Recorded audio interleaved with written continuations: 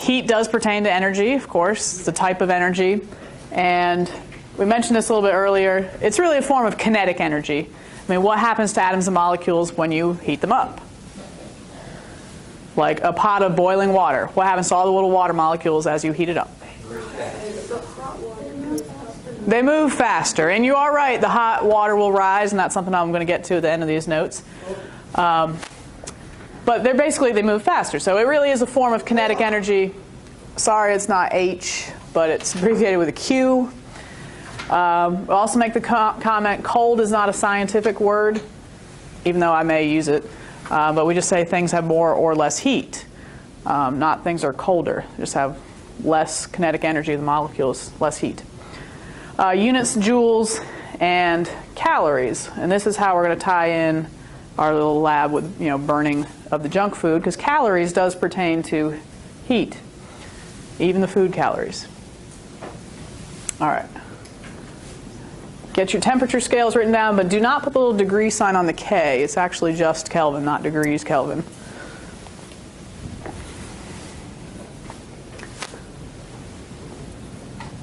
Okay, so as you may have noticed, we don't really use Fahrenheit in this class.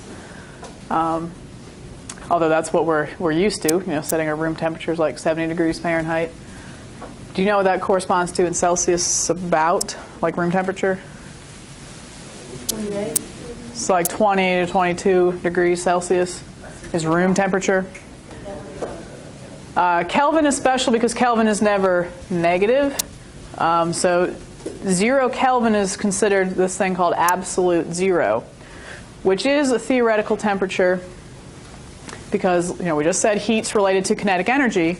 So if there was absolutely no kinetic energy, I mean the atoms and molecules aren't moving at all, not even vibrating in place, or the electrons aren't even spinning around the nucleus.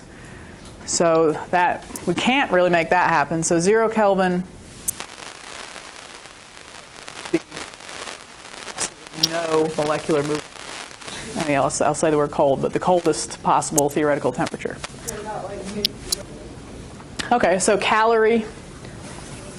And do notice the spelling is with a lowercase c. There is a difference between that and food calories. Calories are a measure of heat in the metric system, also joules, but calories does more specifically refer to heat. And what it means is if you can imagine 1 gram of water, which we know the density of water is 1 gram per milliliter. So a gram of water is the same thing as a milliliter. So you picture the graduated cylinders in the lab, like 1 little tick mark in the graduated cylinder, just real small amount. Or cubic centimeter, so like little centimeters like that big, little centimeter by centimeter by centimeter box. That amount of water, which is called cc's in the medical profession. So we're trying to visualize our itty-bitty amount of water. 1 milliliter of water, 1 cubic centimeter of water, which is cc's. If you ever heard of give the person so many cc's of this medicine, that's what it means, cubic centimeters. Same thing as milliliters. Anyway, the amount of heat needed to raise that amount of water just 1 degree. So it's not too terribly much, small amount of heat really. So that is 1 lowercase calorie. A capital calorie, like your food calorie, is 1,000 times that.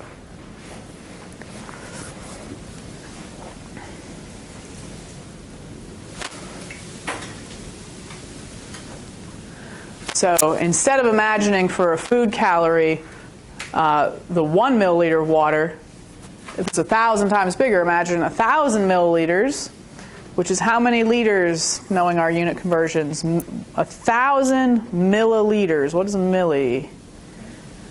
1,000 milliliters is how many actual liters? Just 1.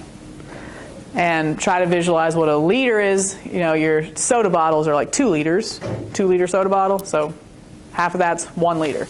So that amount of water, if I can increase all of that water by 1 degree, that is the equivalent of a food calorie.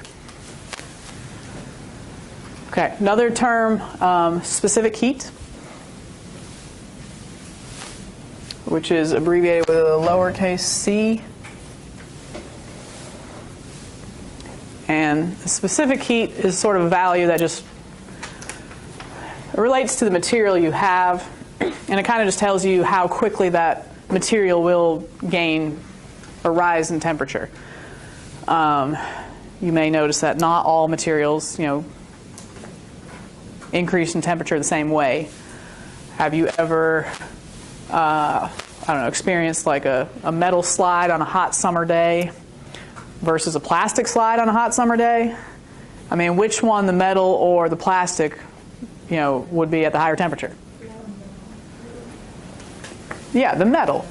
The metal will easily gain temperature. So metal has a lower specific heat than the plastic. Another example, you ever just been walking around in your house on a cold winter day and you've been barefoot on like a tile floor versus the carpet? Does it feel the same? Of course not. They have, like the ceramic tile or the carpet will have different specific heats. Which one feels colder? The tile. So the tile is actually like sucking the heat out of you better than the carpet. So the tile would have a lower specific heat, just like the metal would.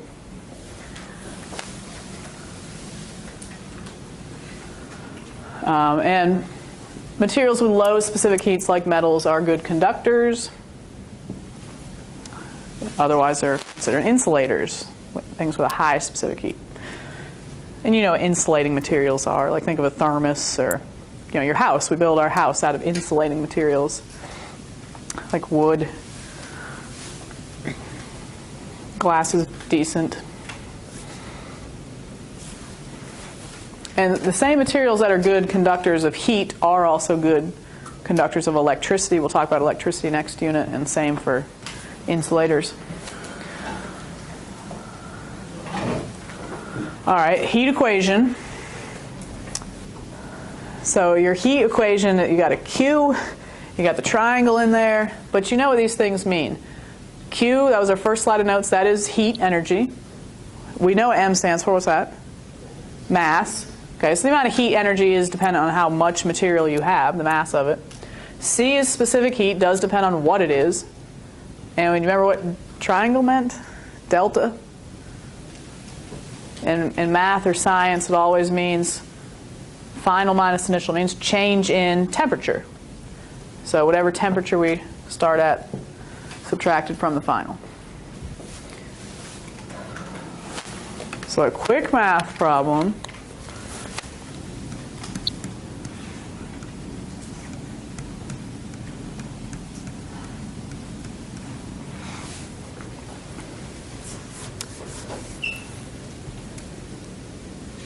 And when we burn our junk food, we're going to just try to figure out how many calories are in the piece of junk food that we're burning.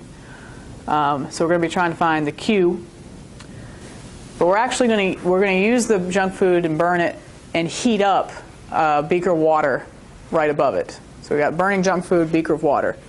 So if we can measure the change in temperature of the water and know the specific heat of the water and know the mass of the water, we can figure out the heat that was gained by the water and kind of assume that must have been the heat produced by the food. Anyway, this particular problem says salt water has a specific heat of 0.94 calories per gram degree Celsius. So that's the C. If a pot of salt water increases in temperature from 20 degrees Celsius to 101, or 380,700 calories of heat were applied to the pot, what is the mass of the salt water in the pot? All right. See if we can just pick out the information and put it in the right spot. Zach, what is the question asking for? What's the one thing I'm trying to find? Good. What is the mass? So M is the thing I want. I better know all the rest of the stuff. Evan, what is C, the specific heat?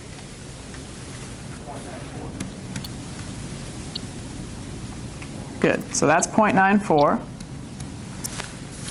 Caitlin, what's the final temperature? 101. Good. What's the initial temperature? Okay. And Connie, what is Q, the heat energy? Yeah, sorry, I did not leave enough room there.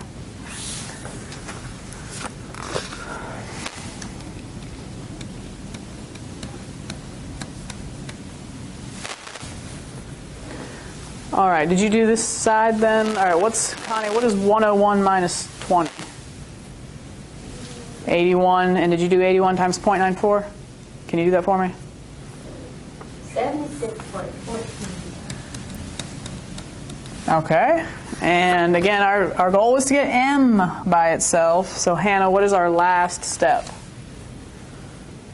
We divide. Good, all right, Mackenzie, will you do that for us as well?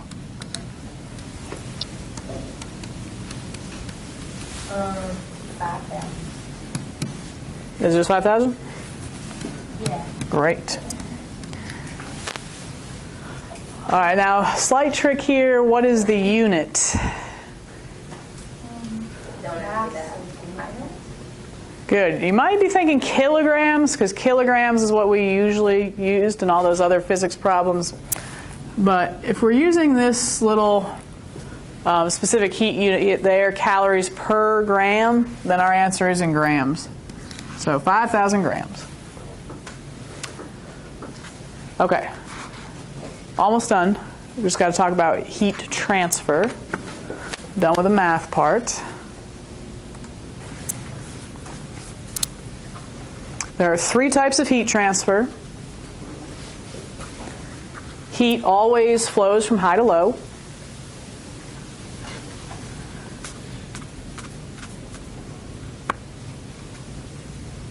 And conduction is our first type of heat transfer, and that's just direct contact, something hot touching something less hot. Well, those two things are going to kind of meet in the middle. I think there is a question on your test that says you have a liter of soda that's at, I don't know, 70 degrees. We'll go with Fahrenheit. Mackenzie has another liter of soda that's at 50 degrees. It's a little bit cooler. She left it in the fridge for 10 minutes. I don't know.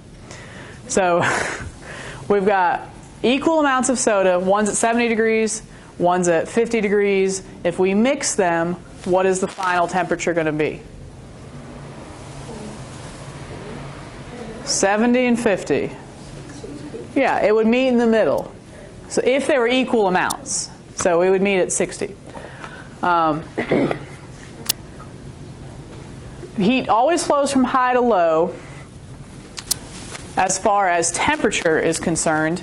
There is another question on your test that says somebody's drinking a cup of coffee on an iceberg. And Mackenzie spills her Starbucks coffee on the iceberg. Anyway, so Mackenzie spills generic brand coffee on the iceberg. Now, the iceberg is huge. It's got a lot more mass than the coffee. So if you think about the equation we just did with the Q equals M times C and blah, blah, blah, the iceberg may very well have more heat energy overall, just because it's huge. But obviously the temperature's got a higher, or the coffee's got a higher temperature. So if you spill the coffee onto the iceberg, which way does the heat flow? From the coffee to the iceberg, or the iceberg to the coffee? The iceberg from the coffee. So you would say from the coffee to the iceberg? Yes. High temperature to low temperature. Clearly, the coffee is going to try to heat up the iceberg, and it will, a little bit. But don't think just because the iceberg is huge that the iceberg somehow giving heat to the coffee. So that little example, cool spoon in hot coffee. The atoms of the coffee hit atoms in the spoon, making them move faster. And back to that original definition of heat, it has to deal with atoms and molecules moving. So if the coffee atoms and molecules are moving very fast, and they hit these spoon atoms and molecules, it'll start to bump them and make them move faster. All right, convection is number 2. Convection is how heat transfers within a fluid, which could be a gas as well. A couple of you said earlier heat rises. So heating a pot of water example. You have a pot of water. Maybe you're making some spaghetti. You put it on the burner. Or mac and cheese. The bottom of the pot is going to get hot because it's touching the burner. It's literally touching, so that's a conduction example. All right, then you've got that metal bottom of the pot, and it's touching the water. So the bottom of the water is going to get hot from conduction, touching. But the whole pot of water gets hot. Why isn't it just the bottom layer of water that gets hot? Because the metal frame, the heat rises. Okay, how about the middle chunk of water then? How does that get hot? The hot water rises. Okay, yes. The hot water rises because the hot water is now less dense. The water molecules are more spread out, so they're moving faster, they're less dense, so they rise. And if they rise, it's replaced by the cold water, and then that gets hot, and then that rises, and so on. So that's like a conduction or a convection current. Like that. Sea breezes, do you have that slide? Yes. Okay. Sea breezes are an example of convection because the land has a lower specific heat than the water. So being the land changes temperature easier than the water. So like during the day, and if you've ever been to the beach, you know, it's windy there, it's breezy. During the day, it gets much warmer over the land, so that hot air rises, but it's got to be replaced by cooler air from over the water. So you get that kind of current. At night, though, it's sort of the opposite. The air over the land gets cooler, so I've got warmer air over the water, so this air is going to rise, be replaced by the cooler air over the land, and you get kind of wind that goes like that. And lastly, radiation, which is just heat transfer by electromagnetic waves. You know, which is light from our sun, but not just light you can see. I mean, and we'll talk about electromagnetic waves in the next unit, but what type of radiation is it that you can't see, but it will give you sunburns? I mean, you'll feel hot from that. Yeah, ultraviolet, that's the type of radiation that gives you sunburns. Okay, so 3 types of heat transfer: conduction, convection, and radiation.